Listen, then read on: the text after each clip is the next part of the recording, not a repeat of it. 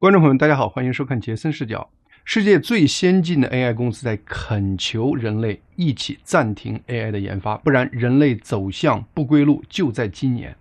另外，美国惊艳的最新就业数据为何引发金融市场暴跌？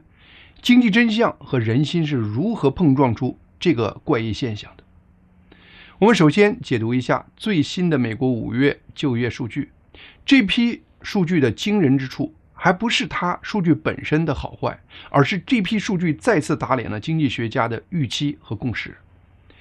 美国劳工部公布5月份非农就业新增17.2万个岗位，这个数字不是高出经济学家的普遍预期一点点，是高出了一大截儿。华尔街日报调查的分析师只预计美国会新增8万个岗位，而 CNN 那边引用的经济学家的预期也只是10.5万个。更关键的是，前2个月的美国就业数据还被破天荒的往上修正了。3月份新增就业数字上修了 2.9万，3月份成为过去1年半美国单月增加就业人数最高的一个月，而4月份又上修了 6.4万。这样一算，最近3个月美国平均每月新增就业达到 18.8万个，这是过去2年来最快的就业增加速度。这些数据都在表达一个意思，就是今年春季美国就业市场整体比很多经济学家预测的要强很多。去年秋冬美国招聘一度疲软，很多企业都选择在招人方面按兵不动，而现在情况却发生巨变。美国企业开始重新招人，而且餐饮、酒店、地方政府、医疗、健康、建筑这些部门全都动了起来。有人感觉最新就业数据中有些让人不容易理解的矛盾现象，比如在新增就业岗位暴增的情况下，美国失业率却没有下降，还保持在 4.3%。这个表面矛盾的数据却隐藏着美国经济的另一个正面好消息。因为美国的失业率基数不是美国整体工作年龄的人口总数，而是基于过去几个月美国试图找工作的人的总数。如果新增岗位这么多，失业率却没有明显下去，唯一合理的解释就是有更多的美国人选择重新进入劳动力市场，开始工作或开始找工作。更多人选择找工作，通常是在找工作变得容易的时候出现的。也就是说，美国就业市场的需求和供给同时在恢复，这是健康就业市场的理想表现。所以，最新的美国就业数据向我们清楚地展现了美国经济的底盘比很多经济学家的悲观预测要健康和硬朗很多。现在摆在眼前的数字是连续3个月美国经济创造了大量新增岗位，同时有更多的美国人有信心走出来找工作，这直接打脸众多反川普媒体对美国经济的常规叙事。美国最新就业数据的另一个亮点在新增就业岗位的行业结构方面。就业数字如果只靠1-2个部门撑着，含金量就会打折。但是5月份数据的好处就在于新增招聘岗位的领域比前面几个月更分散了。休闲酒店业新增岗位是4月份增幅的2倍，这主要是因为美国夏季旅游季节的到来和接下来的世界杯足球赛在美国举行。另外，美国地方政府新增岗位创下2年多来最大单月增幅，而建筑业也连续第3个月温和增长。同时，过去的就业领头羊医疗健康和社会服务还在继续稳定增加。过去1年有一段时间，整个就业市场表面在增加岗位，但拆开看，新增岗位几乎全都集中在医疗护理、教育这些相对刚性的部门，其他行业并不太敢动。现在情况有变化，很多行业的招工都在改善，特别是临时工岗位的增加，对就业市场的未来表现更具特殊的前瞻性。临时岗位常常是企业用脚试水的地方。当老板面对订单、客人、项目来的时候，如果他们还不敢一下子雇佣一批长期员工，这些老板通常会先找临时工顶上去。最新数据显示，美国临时工的招工数量在过去4年大部分时间都在收缩，但现在已经连续5个月出现岗位增加了。当然，5月份的就业数据也不是说美国每个行业的就业情况都在变热，比如零售、信息和金融行业5月份的岗位就在流失，其中航空运输职位减少了9000个岗位，这主要是因为廉价航空公司精神航空 Spirit Airline 准备破产的缘故。另外，白领岗位也还是偏弱，尤其是信息业和金融活动，招聘也没有跟上整体复苏。这一点很明显和目前 AI 技术的迅猛发展和普及有直接关系。就此，我们会在节目后面更深入剖析 AI 引发的人类发展转折点已经正式出现。当然 CNN 这样的媒体特别强调说，虽然宏观就业数字很好，但很多普通美国人的感受却没有那么好。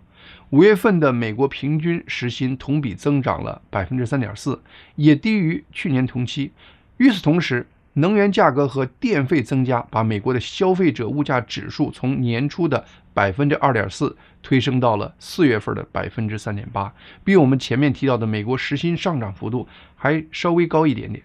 因此会影响很多人在实际购买力方面的感受。当然，能源汽油价格的上涨和目前中东战争局势紧密相关，因此被很多人看成是短期效应。而美国各地电费价格的大幅增加是和目前最火的 AI 经济直接挂钩。在最新就业数据中，还有一个不是非常好看的数据，是美国长期失业的比例。5月份失业27周以上的人占失业人口的比例从4月份的 25.3% 上升到了 27.5%， 是过去4年多最高的。这说明就业市场虽然在恢复，但岗位和人之间的匹配问题在恶化。企业抱怨找不到合适的人，而更多的求职者抱怨投了很多简历却没有回音。这两个现象同时存在，是美国经济处于一个转型期的另一个表现。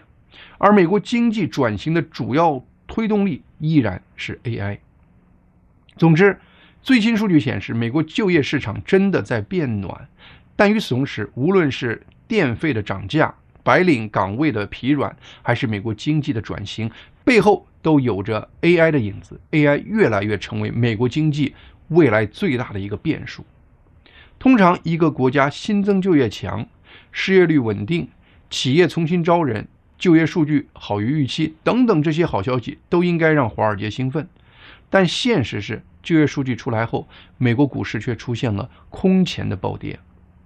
6月5日那天，股票、债券、石油、黄金、比特币几乎全线暴跌。以科技股为主的纳斯达克指数跌了 4.2%， 是2025年4月关税风波以来最差的一天。同时，美国标普500指数也暴跌超过 2%。金融市场暴跌迫使川普都忍不住在社交媒体上开始放话了。川普说，刚刚公布这么好的就业报告，股票应该上涨而不是下跌，增长不等于通胀。川普这句话其实是点出了就美国经济未来的这轮辩论中最核心的一个分歧点。同样面对美国大量新增就业岗位，目前有2种截然相反的对未来的解读。第一类观点是，这组数据显示经济可能过热，叠加战争和 AI 等因素，美国将迎来新的一轮物价上涨和通胀。而第二类观点是，企业大量招人，增加就业岗位，这是企业在增加供给侧的生产能力和服务能力。供给侧扩张的结果应该是引发物价和服务价格下降，从而起到抑制美国未来通胀的作用。虽然川普表达的观点是第二类观点，但是从金融市场的表现来看，华尔街和美联储鹰派的反应明显更偏向于第一类观点。在他们看来，就业市场重新加速，能源价格还在上涨， AI 建设又在推高电力、原材料和基础设施的需求，因此他们认为通胀压力会因此重新抬头。这种观点的一个直接表现就是就业数据公布后，华尔街普遍提高了对年底前美联储加息的押注。因为这个预期，美国国债的收益率也开始上涨，其中和美联储短期利率预期很敏感的2年期美国国债的收益率快速升到了16个月来的最高点。4个月前，川普准备提名凯文·沃什接任美联储主席时，市场当时还预计美联储今年可能降息3次。那时华尔街的主体认知是，美国失业率已经上升了1个百分点，如果美联储不提供更多的帮助，美国失业率可能会进一步恶化。而与此同时，美国的通胀正在往美联储2%的目标靠近。可是4个月后，整个经济场景几乎完全反过来了。经济学家担心的美国新增就业岗位不但没有进一步减弱，相反开始重新加速增加了。同时，目前的中东局势造成石油价格和年初比上涨接近50%，形成了一个短期的通胀压力。另外， AI 热潮推动的史无前例的上万亿的数据中心建设，给美国在电力、原材料建设需求等多个领域带来巨大的新的中期通胀压力。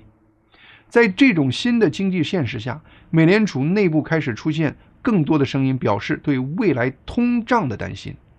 克利夫兰联储主席哈马克公开表示，现在维持利率不变是合理的，但如果最近趋势继续，可能应该采取更适合的行动，暗示可能回归升息的轨道。市场听到后解读就是，7月底的联储会议不排除推动加息的可能性。另外，达拉斯联储主席洛根也表示，如果当前条件持续，今年晚些时间他会支持加息。与此同时，法国巴黎银行成为第一家把加息写入未来1年预测的大银行。他们预计美联储会从12月开始，通过一系列加息，把去年3次降息全部反转回去。而川普白宫这边的解读完全是川普前面表达的那个第二类思路，比如川普的首席经济顾问哈塞特在 CNBC 上就说，这次就业岗位大量增加不是教科书里的那种需要加息的情况。如果经济增长来自消费的增加，来自大家哄抢同一批东西或服务，那会把价格给抢上去。但是如果经济发展来自于更多人出来工作，企业有更多的产能，市场能够生产更多的东西，提供更多的服务，这样的经济增长本身未必会推高通胀。哈塞特认为，5月份的就业报告显示，经济增长是来自生产能力扩大，而不是需求过热，是一种供给侧的就业数字，所以我们可以同时有增长和低通胀。当然，这2类对美国经济和通胀未来截然相反的判断，到底谁对，还需要后续数据验证。但至少他们提醒我们，条件反射式的把强就业数据和经济过热相提并论，其实是不理性的。不过，这2种截然相反的对未来的预测，的确让刚做美联储主席2周的沃什处于一个很尴尬的境地。面对同样一组数据，一边是各地联储主席，他们认为就业数据如此强劲，以后联储当然应该把工作重点放在控制通胀上，因此不应该再降息了。但另一边是把他直接扶到这个岗位上的川普。白宫的解读暗示，这样的增长反倒会释放通胀压力，过早加息又可能压住正在恢复的生产活力。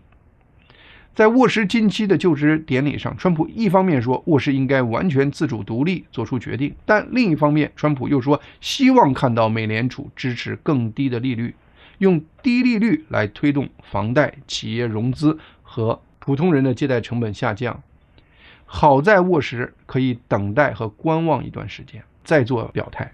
因此未来2到3个月影响美国金融市场的一个关键悬念就变成了，在接下来的几个月中，美国的通胀、工资、能源价格、就业等方方面面是在证明美国经济在生成更多的商品和服务，还是在显示美国经济将进入下一轮通货膨胀的轨道。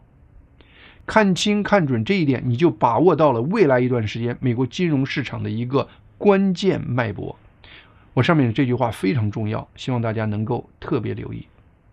另外，如果你深入分析6月5日美国金融市场暴跌的细节，你会发现这次股市暴跌其实不是所有产业全面下跌，而主要和 AI 芯片和相关技术领域的企业在暴跌。一些传统的企业，比如医疗、制药方面的公司，他们的股价反倒在上涨。芯片类企业，比如美光科技、Intel、超微电脑和闪迪等，他们的跌幅都超过了11%。思科、英伟达也都跌超过了6%。不过有人可能会问，重工业设备制造商 Caterpillar 也跌了3.8%，和 AI 技术没啥关系吧？其实不然。Caterpillar 的设备目前被大量使用于 AI 数据中心建设中的电力和能源业务，因此最近它也被市场当作 AI 概念股的一部分。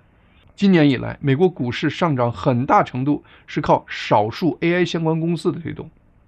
截至5月底，标普500指数今年已经上涨了11%，但是如果你剔除掉那些 AI 相关公司的股票，标普500的涨幅其实只有2.4%。另外，大量建设 AI 数据中心让全球出现芯片短缺，结果推动芯片股票今年暴涨2到3倍。也就是说，美国股市的增长故事几乎完全集中在 AI 这一条故事线上。结合我们前面对就业数据和未来联储升息之间关系的分析，这背后的逻辑就变得更加清晰了。华尔街对不同产业区别对待，说明这一轮股市暴跌不是因为他们认为美国经济基本面变差了，恰恰相反，各种数据显示美国经济基本面非常强劲。第一季度标普500公司里85%公司的盈利超过预期，这个比例创下过去5年最高，也就是美国大公司的盈利能力依然非常强。问题更多出在市场对 AI 的期待过于集中，对未来利润提前透支太多。现在当他们重新计算市场对未来利率的预期，华尔街必须从投资技术上做出调整，用来降低自己的投资风险。具体来说，面对强劲的美国就业数据，市场认为美联储晚些时间加息的可能性在大幅上升，而利率一上来最先受压的往往就是那些靠借钱生存的，或者股价主要依靠对未来增长预期的那些公司上，而大量的 AI 和芯片公司就正好位于这个位置上。把我们上述的逻辑串起来，一句话总结就是：5月就业数据强，说明美国经济有韧性；就业强又推高市场对加息的担心。而利率预期上升，最先打击的就是此前过高估值的 AI 和芯片类股票。因为 AI 股在指数里的权重大，涨幅又集中，所以对他们的回调让整个美国股市都显得在剧烈波动。因此我们今天讲的不是一个简单的美国经济好坏的故事，我们讲的是一个好经济遇到贵资产的故事。美国实体经济的数据从就业到利润都不错，但是金融市场太集中于 AI 相关领域，而且往前跑得太快。这轮 AI 相关企业的股价暴跌，也不是华尔街彻底改变了他们对 AI 将改变人类的这个预期，预期没有变，所有的调整都是投资技术层面的小调整。前面我们从经济层面谈了 AI 对美国和世界经济的主导，下面我们将从一个更加严肃的角度来谈谈 AI 对人类命运的终极挑战。3年前，在 AI 热潮刚刚起步的时候，我连续做过2期有关 AI 的节目，告诉大家人类自此将进入一个崭新的时代。3年过去了，每天我都在不断追踪日新月异的 AI 技术发展。目前 AI 技术对人类方方面面的颠覆程度，我已经没办法再在这个频道跟大家细讲了。这也就是为什么过去3年我反倒不太讲 AI 这个话题的原因。今天我决定用剩下的时间再次提及 AI 这个话题。一个重要原因是，目前世界最先进的 AI 公司 Anthropic 用一篇宣言式的文章告诉人类，我们已经走到了一个3岔路口。AI 下一步的发展极大可能让人类从此走上一条不归路。为了便于大家记住，下面我把 Anthropic 公司简称为安公司。安公司这篇文章的标题是当 AI 开始创建它自己 When AI builds itself。 这不是一个科幻作家在写小说，它是处于全球 AI 最前沿，训练出世界最强大的 AI 模型，被估值近1万亿美元的头号 AI 公司在向全世界喊话，我们应该考虑放慢或者暂时停止前沿 AI 开发，让社会制度和安全研究跟上技术进步，否则人类未来大概率将失控。安公司这篇文章提到了一个核心概念，叫递归式自我完善简单说就是过去是人造 AI， 就像人造一台机器，后来 AI 帮人写代码，像机器帮工人递工具，再往后 AI 开始自己写代码，自己测试，自己修改程序错误，就像机器不止递工具，还会自己组装自己。这是 AI 现在已经能做到的。那么下一步要发展的就是最关键的那一步，也就是 AI 开始设计、训练和评估更强大的下一代 AI。那就不是机器帮人干活了，而是机器开始独立自主制造下一代更强的机器了。安公司表示，虽然这一步还没有完全发生，但是走到那一步的时间表可能比任何人预期的都要快。但是正因为还没有到那一步，人类才有可能在我们人类还没有准备好的时刻，不要让我们稀里糊涂的进入那个状态，那将是人类走上的一条不归之路。换句话说，整个人类正处于一个三岔路口，此时做抉择还有机会，迈过这一步，人类对自己的未来将失去控制权。我们来看看安公司在文章中摆出的一些数据。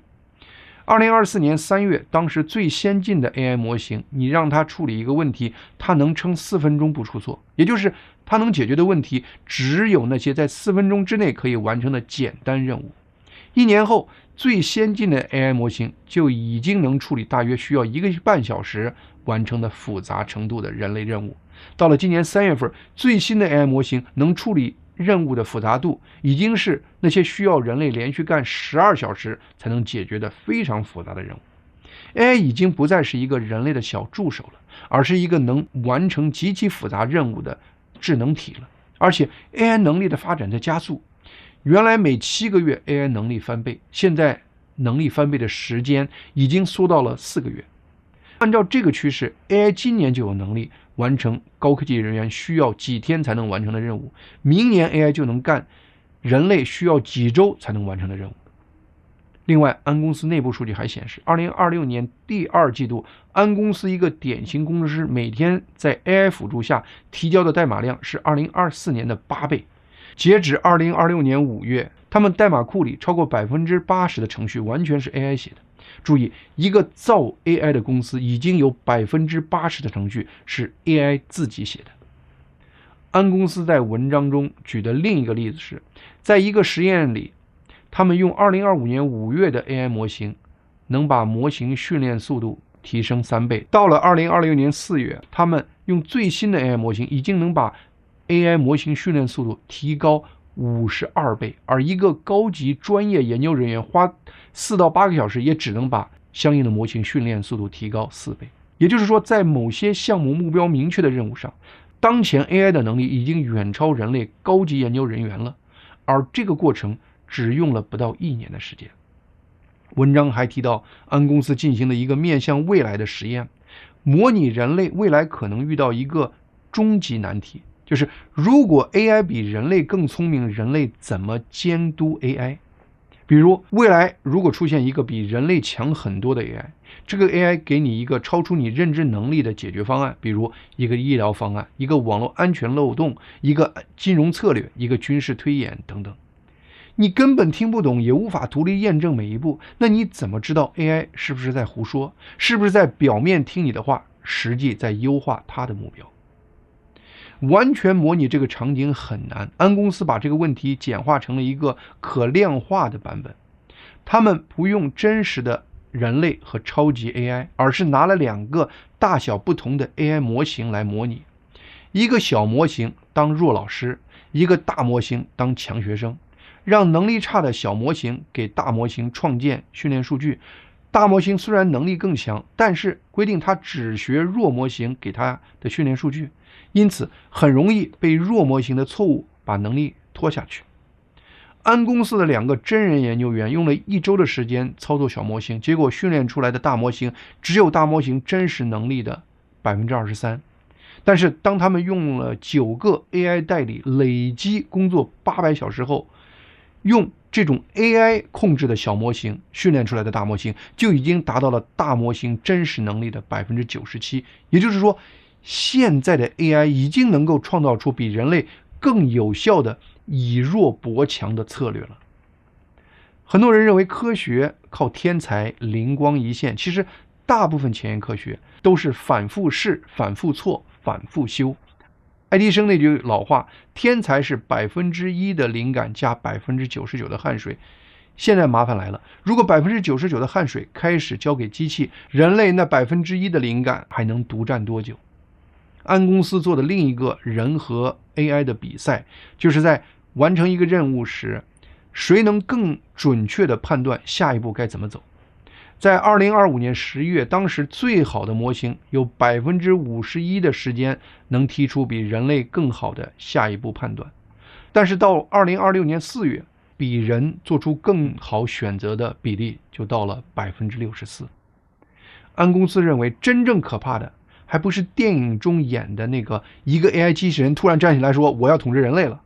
真正可怕的是一个 AI 研发系统的能力和智力开始远超人类，人类成为 AI 发展的瓶颈，从而慢慢人类自己把自己排除在 AI 进化过程之外。AI 写代码， AI 跑测试， AI 修错误， AI 提出下一步改进方案， AI 在帮助训练下一代 AI， 每一步看起来都合理，每一步都在提高效率，但是等你回头一看，我们才陡然发现整个系统的主语已经变了，从人类制造 AI 变成了 AI 制造 AI。 安公司认为，人类目前正面对3种未来。第一种， AI 技术也许像很多其他技术一样遇到瓶颈，如果是这种情况，人类将会幸运的有比较多的时间来适应新的 AI 能力。那么第二种情况就是少数 AI 顶级公司 AI 实验室在人的监管下有效利用 AI 获得叠加式的效率提升，结果是这些少数的公司和机构就可能干过去上万人数十万人组织才能干的事情。听上去很美，但是同样的能力落到集权政府和恶意的个人手里，那会出现什么情况？第三种就是 AI 完整实现递归式的自我完善， AI 系统开始设计和改进自己的后续者，那时 AI 不再是受人类研究员的工作时间的限制，而 AI 的发展的唯一限制就是算力了。人类表面还感觉自己在监督 AI 的研发，但是人类在认知能力上已经无法跟上 AI 的高速发展了。在这种情况下，人类未来的存在与否基本就是 AI 自己选择什么发展道路的问题了。安公司写的这篇文章的初衷是呼吁全人类达成共识，一起暂停 AI 的研究，因为任何一家公司和任何一个国家宣布暂停 AI 研究都没有意义。但是这个呼吁注定是不可实现的，这不光是个道德共识的问题，更是一个技术现实的问题。在别人按暂停键的时候，偷跑的诱惑实在是太大了。AI 训练运行远比导弹发射更隐蔽，导弹发射井是个巨大的物理设施，卫星都能看见。一个国家在签署控制 AI 研发协议后，依然悄然进行 AI 训练，别的国家又怎么能监管到呢？目前我们只能祷告人类面临的是前面谈的第一种情况，就是 AI 的能力发展开始放缓。但是如果未来偏偏是另外2种情况呢？这件事情最沉重的地方是 AI 可能根本没有我们想象的那种恶意，真正的问题是人类自己的贪婪、恐惧、猜疑和权力冲动。人类的这套竞争系统使得人类不可能出现在 AI 方面的任何刹车系统。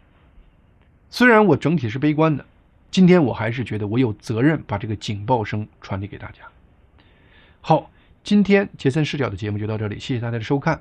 希望大家能够订阅和推荐杰森视角以及杰森新闻快递这2个频道。